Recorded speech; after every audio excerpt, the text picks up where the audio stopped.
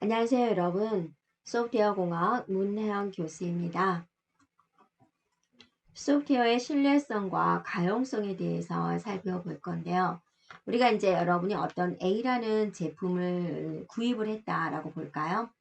사용을 하고 있는데 퍽 하면 전원이 안 들어오고 조금 사용하다가 1분 사용하다 그러면 다운이 돼버리고 또 막 안 켜지고 그러면 어때요? 화나죠. 그리고 다음에는 이 제품을 사지 않아야 되겠다 라는 생각이 들죠. 이 제품에 대한 신뢰성을 이제 떨어졌다라고 합니다. 자, 마찬가지로 소프트웨어에 있어서 신뢰성이다 라는 것은 주어진 시간 동안 오류 없이 작동할 확률을 의미합니다. 그래서 그러면 신뢰성을 어떻게 측정을 할까라는 건데요. 자, 이런 용어들이 나옵니다. MT 라고 나오죠. MTBF, MTTF, MTTR 이라고 나오는데요. 여기는 이제 mean time이다. 이게 평균 시간이다 라는 거죠. BF다 라는 것은 평균 고장 간격이에요. 그러니까 한 번 고장이 나가지고 다음 고장이 나기 전까지의 시간이다 라는 것이고, MTTF는 평균 가동 시간이에요. 그러니까 작동되고 있는 시간이고, MTTR은 평균 수리 시간이에요. 고장이 났으니까 수리를 하겠죠. 그래서 고장이 나서 수리하고 있는 시간 MTTR, 잘 작동되고 있는 시간 MTTF, 그리고 또 고장이 날 수 있겠죠. 그래서 이렇게 말을 할 수가 있겠죠. MTBF는 MTTR 더하기 MTTF다라고 이야기할 수 있겠죠. 그래서 고장 났다가 다음 고장이 날 때까지 시간은 고장 시간 더하기 작동 중인 시간, 이렇게 살펴볼 수 있겠습니다. 기억을 해주고요. 자, 이제 공식이 나오군요. 그러면 신뢰도는 어떻게 할 것이냐? 우리가 이제 이렇게 계산을 합니다. 일단은요. MTBF 더하기 MTTR 분의 MTBF 곱하기 100%라고 해서 계산을 하고 있습니다. 그런데 우리가 이제 한번 이렇게 볼까요? 여기가 MTBF다라고 그랬고, 얘가 이제 고장 나 있는 시간, 그 다음에 MTTF 이렇게 있습니다. 고장 난 시간, 작동되고 있는 시간. 자, 이렇게 살펴보는데요. 근데 잠깐 고장 날 때가 있죠. 뭐 1분 고장 날 때. 그러면 이 수식의 계산식에 있어서 뭐 1분, 1초 그런 식으로 고장 난 시간은 여기에 큰 영향을 미치지 않아요. 그래서 간혹 어떤 문제는 MTBF와 MTTF를 같은 개념으로 보는 경우도 있습니다. 그래서 계산식이 이제 두 가지가 주어지게 됩니다. 이렇게요. 이렇게요. 그래서 MTBF 대신에 이 MTBF 대신에 MTTF를 이렇게 넣어서 계산을 하기도 하고요. 또 다른 개념으로 보는 경우는 MTBF분의 MTTF 곱하기 100% 이렇게 계산을 하기도 합니다. 이렇게요. 그래서 여러분 교재 여기 100% 곱하기 100% 써져 있는지 확인해 주고요. 그러면 어떤 시스템의 운용 시간이 이렇게 되어 있을 때 신뢰도를 계산하세요 라고 그랬어요. 그러면 어떻게 계산할까요? 먼저 우리가 이제 평균 가동 시간을 구해 볼게요. MTTF는 3번이잖아요. 그래서 3분의 그리고요 8 더하기 9 더하기 4를 해주면 7이 되고요. 그 다음에 MTTR을 구해볼까요? 얘도 3분의 평균 고장 시간이죠. 2 더하기 4 더하기 1 해주면 3분의 7이 되어서 2.3이 되는군요. 그러면 이제 신뢰도는 이제 공식에 의해서 MTTF 더하기 MTTR분의 MTTF다라고 해서 계산을 하면 7 더하기 2.3분의 7, 75가 되어서 최종적으로 75%다 라고 말할 수가 있죠. 위험 분석에 대해서 살펴보도록 하겠습니다. 위험 분석이다 라는 것은 프로젝트 개발 과정에서 예상되는 위험이 있겠죠. 네, 그거를 이제 사전에 식별을 하고 그 위험을 극복하기 위한 대책은 무엇일까? 라는 것을 살펴보는 것을 말을 합니다. 즉, 위험의 불확실성을 감소시킨다. 불확실성이다 라는 것은 위험이 확실하다 라는 것은 반드시 일어난다 라는 거지만 불확실성이다. 그러면 발생할 수도 있고 그렇지 않을 수도 있다라는 거죠. 그 다음에 그 위험이 발생을 하게 되면 원치 않는 결과가 나올 수가 있겠죠. 그런 손실에 대비하는 작업입니다. 위험 분류를 살펴보면 프로젝트에 대한 위험이 있다. 그래서 프로젝트를 진행을 하고 그걸 계획을 하는 데 있어서 위험이 발생이 됩니다. 그럼 프로젝트 계획에 뭔가 일이 잘 안 돼서 발생이 되는 거죠. 네, 그러면 그 프로젝트를 진행하는 데 대한 일정이 지연이 되고 그럼에 따라 또 비용이 증가가 되고요. 기술적인 위험입니다. 소프트웨어에 대한 품질을 위협받는 거고 또 소프트웨어를 구현하는데 어려워지게 된다. 다음 비즈니스적인 위험입니다. 네, 소프트웨어 생존 가능성을 위협하는 것이고 전략에 맞지 않은 제품을 개발하게 된다라는 거고요. 위험에 대한 종류에는 뭐가 있을까? 인력 부족, 예산 관리, 일정 관리, 항상 비용의 문제, 또 일정의 관리죠. 며칠까지 이 예산으로 빨리 끝내주시오. 그 다음에 항상 인력은 항상 어디서나 부족한 그런 부분이 되죠. 자, 가장 힘든 것은 바로 사용자 요구사항 변경이 됩니다. 대표적인 위험 요소가 됩니다. 그래서 소프트웨어적이라는 것은 눈에 보이지 않기 때문에 사용자들이 이제 쉽게 변경을 하려고 하는 그런 부분입니다. 하지만 이제 이걸 개발하는 개발자 입장에서는 굉장히 힘든 부분입니다. 그래서 차례트에 의해서 위험의 종류를 분류를 해봤어요. 그래서 첫 번째, 알려진 위험, 프로젝트 계획서, 기술적인 환경, 정보 이런 것들에 의해서 발견될 수 있는 위험이 있고요. 두 번째는 이제 예측 가능한 위험입니다. 과거에 이런 걸 개발할 때 이런 위험이 발생할 수 있더라. 과거의 경험으로부터 예측할 수 있는 위험이고요. 자, 그 다음에 예측 불가능한 위험이 있습니다. 그래서 전혀 예측하지 못한 그런 매우 어려운 위험이 있다. 이렇게 분류를 했습니다. 자, 위험 분석 및 평가입니다. 위험 분석이다라는 것은 내재된 위험 요소를 인식을 하고 그 위험으로부터 어떤 영향이 있는지 영향을 분석하는 활동이다라는 거고요.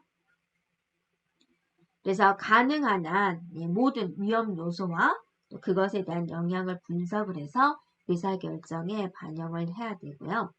위험 요소에 제대로 효과적이지 못한 관리를 하게 되면 해당 프로젝트는 실패하는 결과도 가져올 수 있다는 거죠. 그래서 위험 추산을 위한 위험표를 만들어요. 그래서 그걸 이제 활용을 합니다. 그래서 이제 위험표에는 어떠한 내용이 들어갔냐? 위험 내용을 쓰고 그다음에 그 위험이 뭔지 이제 위험을 이제 카테고리로 나눠 놨겠죠? 위험의 종류는 어디에 들어가는지, 그것이 발생되는 확률은 어느 정도 되는지, 그 다음에 영향력은 얼마나 되는지, 그 다음에 위험 감시 및 조치는 어떻게 해야 되는지라는 겁니다. 그래서 예를 들어서 기술력이 부족하다. 그러면 이거는 이제 비즈니스 위험에 속한다. 그럼 얘는 발생이 어느 정도 되냐 50% 정도 발생을 할 수 있고 전체 영향력의 우선순위 2번이다. 이런 식으로 이제 위험표를 만들어서 활용을 합니다. 자, 위험 감시 및 조치인데요. 위험 내용을 항상 감시하고 실제 발생이 되면 조치를 해야 된다라는 겁니다. 첫 번째, 위험 회피입니다. 그래서 피해가는 거죠. 이렇게 가면은 여기서 이런 위험이 발생할 수 있어. 그러니 이렇게 해야 돼. 라는 거죠. 그 다음에 위험 감시입니다. 어떤 상황에서 위험이 발생이 된다. 우리가 이제 만약에 개들이 화가 날 때 숨이 가쁘러지면서 사람을 문다든지 그런 전초 증상이 있듯이 위험 요소 징후들이 있을 겁니다. 그런 것들에 대해서 계속적으로 인지하는 것이다. 위험 관리 및 비상 계획에 대한 수료입니다. 위험 회피 전략이 여기서 위험이 발생할 가능성이 있으니까 이렇게 피해가야 돼. 근데 이런 위험 회피 전략에 실패를 했다라는 거죠. 그러면 위험에 대해 관리하고 대비책, 비상 계획 이런 것들을 이제 세우는 부분이 되겠습니다.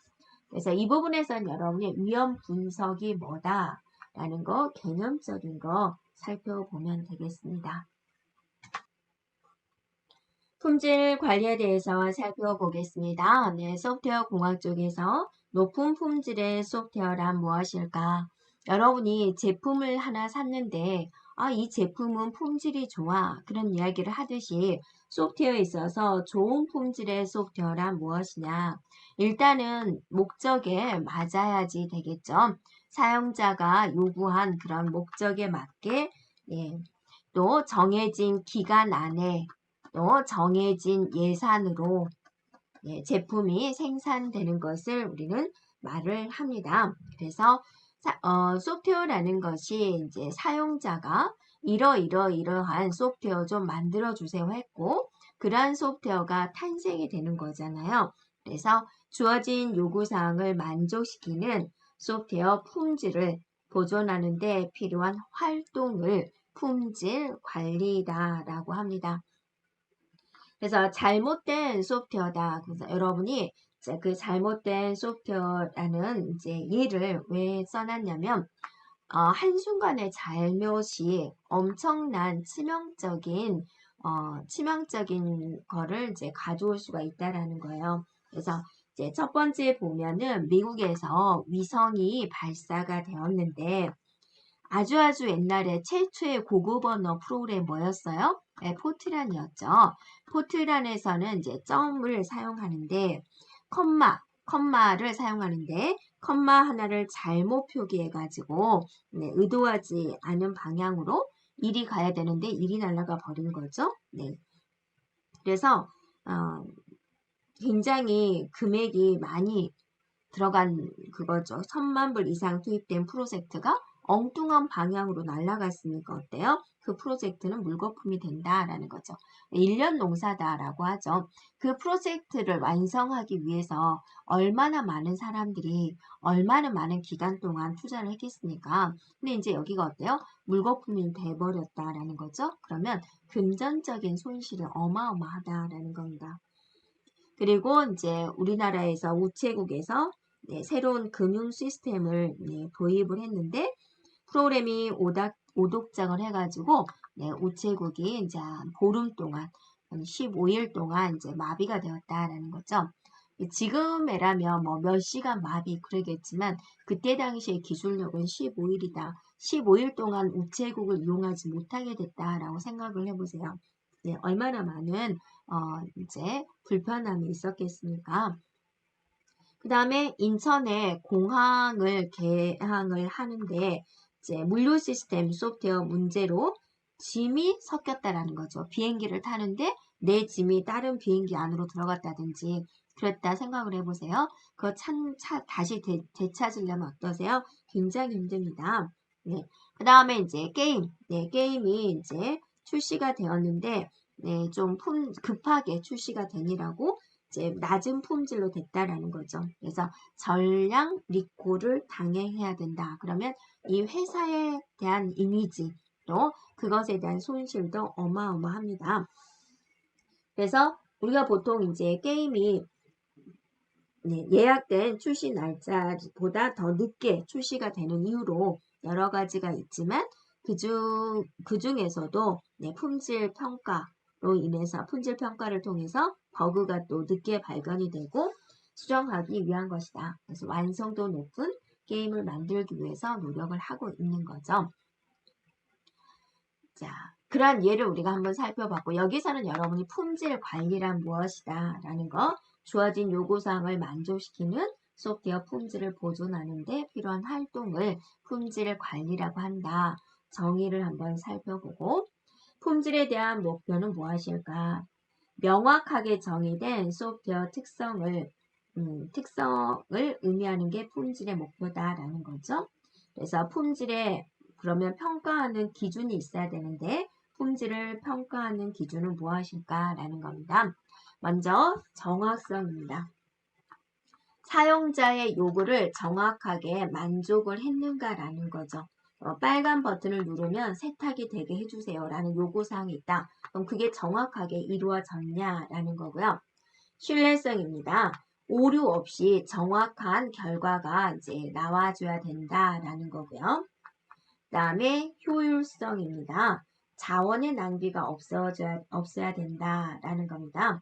그래서 내가 특정한 기능을 수행하기 위해서 자원의 낭비가 없어야 된다라는 거고, 무결성이다라고 하면은 허가받지 않은 사용자가 자료를 변경하지 않도록 해야 된다라는 거고요. 그 다음에 사용 용이성이다 그런 거예요. 쉬워야 된다라는 거죠. 사용자들은 항상 컴퓨터 전문가가 아닌 거예요. 그래서 쉽게 그 제품을 사용할 수 있도록 배워야 된다. 유지 보수성입니다. 고장 났을 때 내가 스스로 처리할 수 있어야 된다라는 거죠. 그래서 또 조금 변경을 하기 위해서 소프트웨어를 진화하는 것이 가능해야 된다라는 거고요. 유연성이다라는 것은 쉽게 수정할 수 있어야 된다라는 거고요. 시험 역량이다 그러면 의도된 기능이 수행되도록 하기 위해서 프로그램을 테스트할 수 있는 정도고요. 이식성이다 그러면 다른 하드웨어 환경에서도 해당된 프로그램이 운영이 되어야 된다라는 거고요. 재사용성입니다. 해당된 소프트웨어를 다시 사용할 수 있어야 된다라는 거고요. 그 다음에 상호 운영성입니다. 다른 소프트웨어와 정보를 교환할 수 있는 정도를 말을 합니다.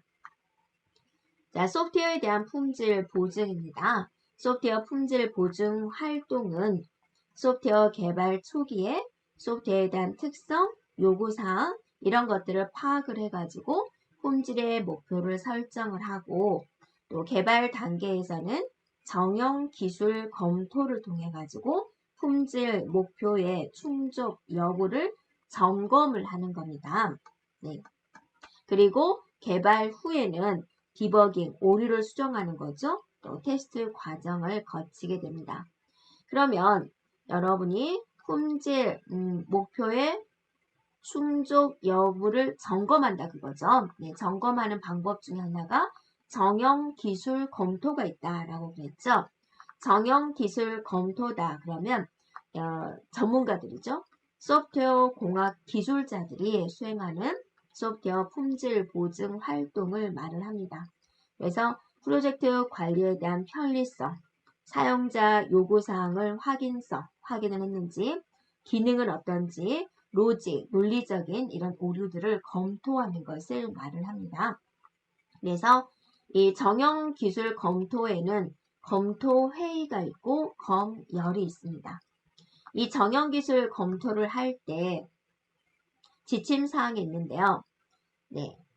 자, 이거는 전문가들이 공학 기술자들이 하는 거다라고 그랬죠. 검토 과정, 그 다음에 결과, 과정과 결과를 재검토를 해라. 그 다음에 문제 영역을 명확하게 표현을 해라. 그 다음에 여기서는 오류가 있는지 로직을 판단하기 위한 거잖아요. 여기서 논쟁을 하고 반박하는 것은 하지 않는다라는 거고요. 참가자의 수입을 제한을 해라. 그 다음에 사전 준비를 해오도록 강요를 해라. 라는 거고 여기서의 범위, 의제와 그 범위를 유지를 하고 그 다음에 체크리스트, 뭐뭐 했는지 체크리스트를 작성을 하고 자원, 시간, 일정을 할당을 해라 라는 겁니다. 그래서 이 정형기술 검토에는 검토회의와 검열이 있다라고 그랬죠. 검토회의는 말 그대로 회의하는 거예요. 소프트웨어 개발의 각 단계에서 진행되는 기술 평가 회의입니다. 회의. 그래서 프로젝트에 참여한 사람들이 각 개발 단계에서 작성된 문서, 프로그램을 조사하고 또 문제점을 찾아내는 과정입니다. 그리고 오류 조기 검출이 목적인 거고 발견된 오류는 반드시 어떻게 해라? 문서화를 해라 라는 겁니다. 검열은 이제 검토 회의를 이제 발전시킨 개념이다 라는 겁니다. 그래서 소프트웨어 개발 과정에서 나온 산출물이 있죠. 그것에 대한 품질을 평가하고 개선시키는 데 사용이 됩니다. 자, CMMI에 대해서 살펴보겠습니다. CMMI는 능력 성숙도 통합 모델이다 라고 해서요. 소프트웨어 개발 업체들의 업무 능력 또 조직의 성숙도를 평가하기 위한 모델입니다. 그래서 소프트웨어 품질 보증 기준으로 널리 사용되고 있는 CMM의 후속 모델이 되는데요. CMM의 여러 모델 간에 존재하는 여러 용어와 평가 방법에 대한 통합이 필요했고 또 CMM의 개발 산출물이 표준화 ISO 15504와 호환성을 갖도록 하기 위해서 CMMI가 나왔다라는 거고 또 소프트웨어 개발 프로세스 위주인 기존 CMM의 문제점이 있었겠죠. 그 문제점을 잘 해결해서 여러 분야에서 적용을 하고 또 공통의 프레임워크를 제공하기 위해서 CMMI가 등장을 한 거다. 그래서 능력 성숙도 통합 모델이다. CMM은 능력 성숙도 모델, 얘는 능력 성숙도 통합 모델이다 라고 합니다. 자, 이것에 대한 특징은 바로 앞에서 설명했듯이 여러 CMM 모델의 가장 효과적인 특성, 공통 요소를 포함을 하고 있다. 또 이들이 지원하는 분야에서 공통적으로 사용될 수 있는 용어, 교육을 제공을 한다. 그래서 통합된 평가 방법을 제공을 합니다. 통합된 평가 방법을 제공한다라는 거고요. 자, 그 다음에 이제 어떤 시스템 공학, 소프트웨어 공학의 기능적인 통합에 중점을 두고 있고 통합된 제품을 개발하기 위한 기반을 제공을 하고 있고요. 또 다른 분야로 확장 가능한 구조고 제품을 효과적으로 개발하고 구매하고 유지 보수하기 위한 기반을 제공을 합니다. 그러면 이 조직의 성숙도는 어느 정도 될까? 평가하는 6가지가 있습니다. 그래서 1단계가 가장 낮은 단계고 6단계가 가장 높은 단계예요. 그래서 가장 이제 여기 있는 번호와 또 단계가 있어서 0단계부터 시작합니다. 그래서 이 0단계가 조직에서 나왔다. 그럼 이제 가장 안 좋은 성숙도를 보인다라는 겁니다. 0단계는 무엇일까? 프로세스와 관련된 하나 이상의 목표가 만족되지 않는다라는 거죠. 그 다음에 이제 이 1단계에서는 프로세스 영역과 관련된 일단은 목표는 만족이 돼요. 앞에 것이 목표가 전혀 만족되지 않았는데 얘는 목표가 만족이 돼요.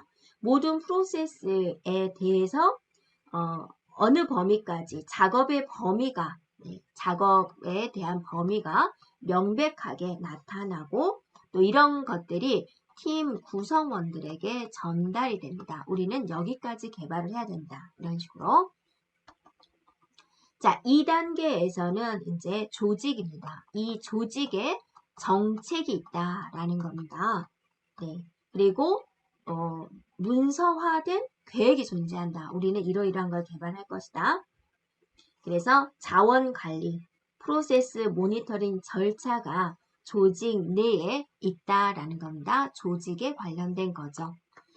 그 다음에 이제 3단계에서는 이제 조직의 표준화입니다.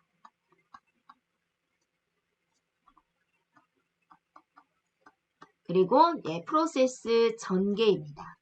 프로세스가 이런 식으로 전개된다라는 거, 조직에 대한 표준화, 프로세스 전개에 초점을 맞추는 단계가 되겠습니다.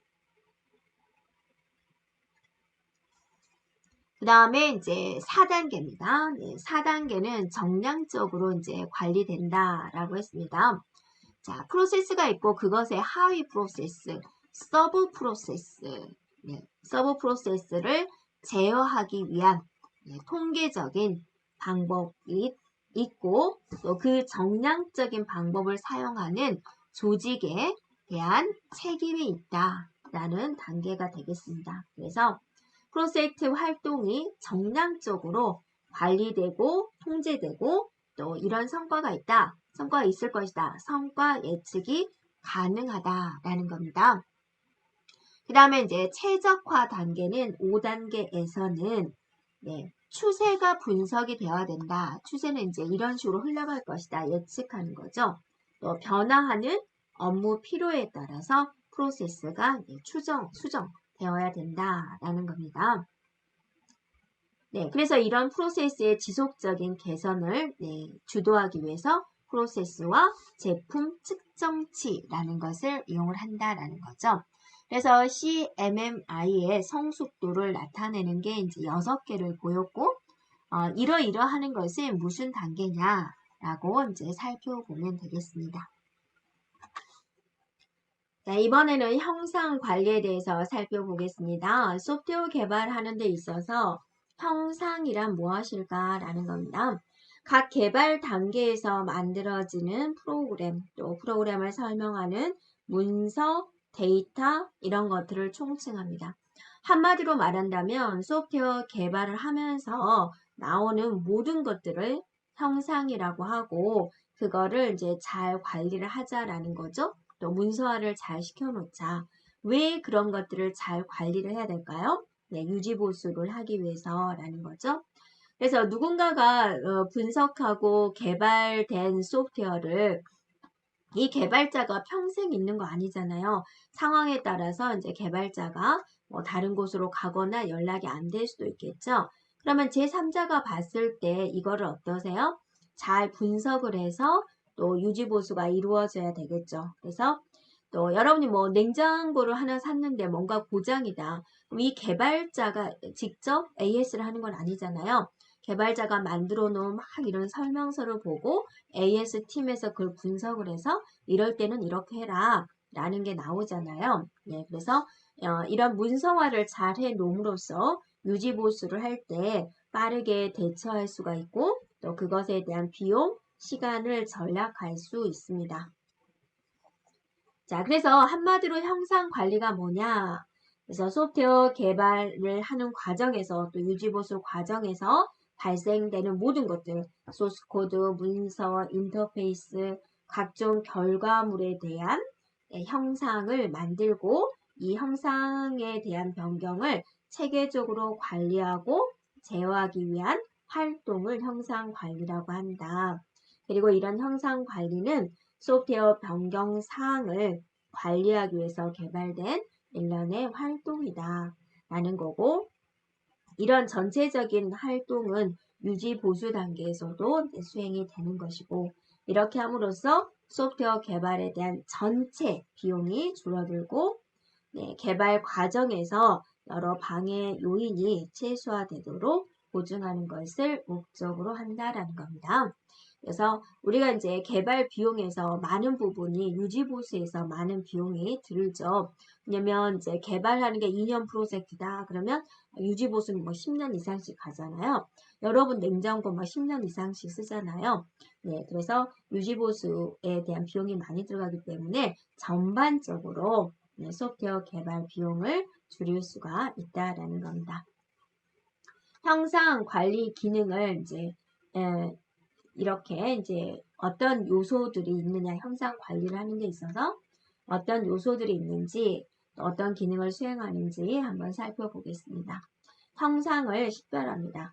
형상 관리 대장이 있겠죠. 그래서 이거는 뭐 이름 쓰고, 우리는 항상 그것에 대한 이름을 쓰고 이것에 대한 관리 번호를 부여를 하는 거죠. 그래서 뭐 밑에 뭐 이런 식으로 계층 구조로 구분을 해서 수정, 축적이 용이하도록 한다라는 거고, 버전에 관련된 겁니다. 그래서 생성된 다른 버전의 형상 항목을 관리를 하고 이를 위해서 특정한 절차와 도구를 결합을 합니다.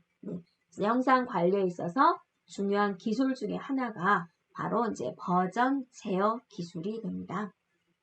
다음에 변경 제어입니다. 형상 항목의 변경 요구를 검토합니다. 이것 좀 변경해 주세요 라고 했을 때 그걸 검토를 하고 어느 선까지 변경을 해줘야 되는지 베이스라인 기준선을 마련을 해야 되겠죠. 그래서 기준선이 정식으로 검토되고 합의된 명세서로 이루어져야 된다라는 거고, 형상 감사입니다. 기준선 여기까지 해주기로 한다. 기준선에 대한 무결성을 평가하기 위해서, 기준선에 대한 정확성을 평가하기 위해서 확인하고 검증하고 검열하는 과정을 통해서 공식으로 이제 승인을 한다라는 거죠. 다음에 형상 상태 보고입니다. 형상에 대한 식별, 통제, 감사 작업의 결과 이런 것들을 기록하고 관리하고 이제 보고서를 작성하는 작업을 말을 합니다. 그래서 여기서는 여러분이 형상 관리가 무엇인지 정의를 기억해 주면 되겠습니다.